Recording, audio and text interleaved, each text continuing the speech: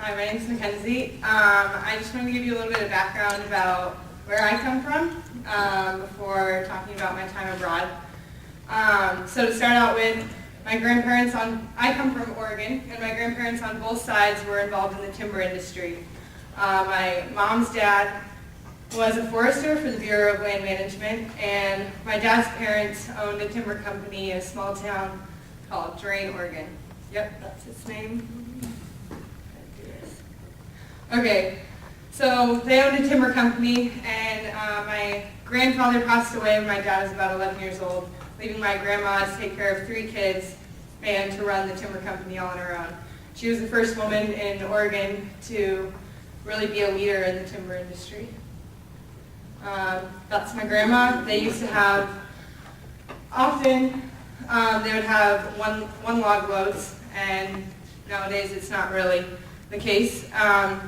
While she was running the company, it was during the time when a lot of environmentalists were advocating against logging in protection of the northern spotted owl. And she really felt threatened by these people because they were threatening her livelihood, her family's livelihood, the livelihoods of all of her employees. Yeah. And but I grew up in Eugene, Oregon, and it's like kind of hippy-dippy college town, and there's a lot of advocacy for the environment. And my grandma was always firm in her beliefs, and however, I developed more of the general Eugene feel, and I've really cared for the nature, and I love to get outside, and much to her dismay, she might call me an environmentalist. Whatever you want to call me, I don't care. Yeah, so as I've gotten more interested in the environment, I've gone on to be an environmental science major at Colorado College, and as I've learned more about environmental issues, I know that there are no cut and dry answers to any of the issues we have. There are so many different sides to the story, to every story.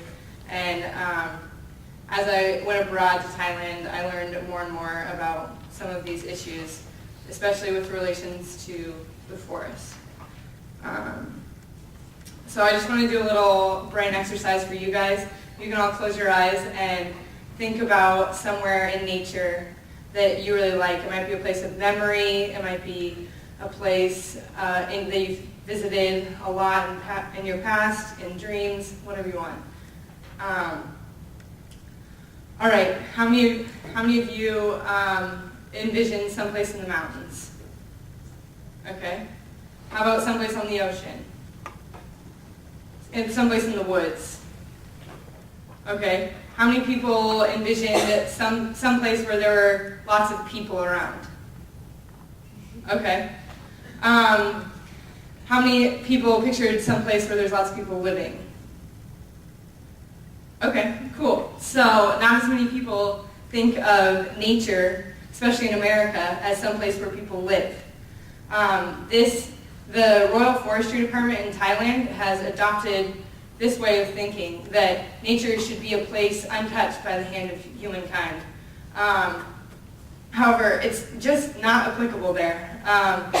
So many people already live in the forest, and they tend to live there much more than we would sustainably, and they just live for their own subsistence. But the Royal Forestry Department is trying to kick them out because they believe that people shouldn't be living in the forest. However, they don't have enough resources to do it, so there's just mostly a lot of conflict.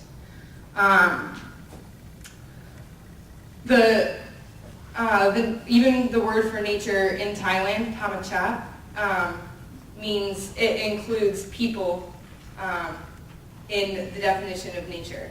That it's all one system, and nature affects us, we affect the environment. It's a perpetual cycle.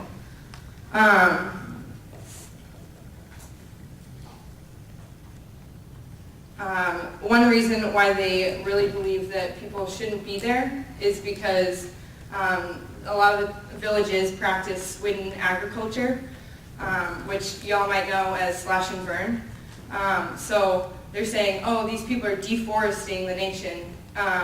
And when in fact, swidden agriculture, although they are cutting down lots of trees, it provides disturbance in the forest, which allows for more biodiversity, and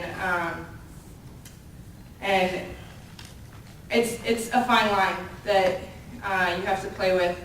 One of the people that we stayed with, so this is an example of swidden agriculture here. There's a lot of forest with that one site there is just, they haven't burned it yet for the next year's crops. This is a burned field that they were harvesting right about that time. They grow not only rice, but they also grow lots of other produce, so it's a lot more, they can live on it a lot better than just a flat-out paddy field, which is this right here. Because the paddy fields can only grow rice, so then they would have to depend on other people for their other sources of food. Right, so one of the stories that one of the patis, which is just a formal, you call them uncles, was living there. He told us that he went to a conference in Chiang Mai, a city nearby, and people were telling him, it's all your fault that the polar bears in the Arctic are dying because your burning of the fields is causing global warming. And he asked us what we thought about that. And we just didn't know what to say.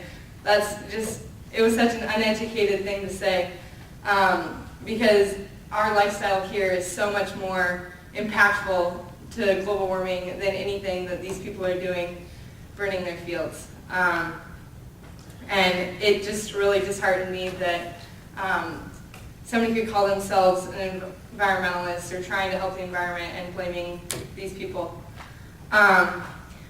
So obviously a lot about what I learned on this trip challenged a lot of the narratives that I had before. And upon return, I was a lot more open to hear about my grandma's views, because she had definitely had different views than I did, and I was more open to explore my family history and to see where she was coming from. Unfortunately, when I came back, my grandma and I had made a plan to go into the woods together. She would show me how forestry should be done. Unfortunately, my grandma is no longer with us today, and my parting advice is, although you'll meet great, wonderful people abroad, I think that it's also really important to get to know your own family and really hear the stories that your family has to say, because they're just as valuable as anybody else has to say. Thank you.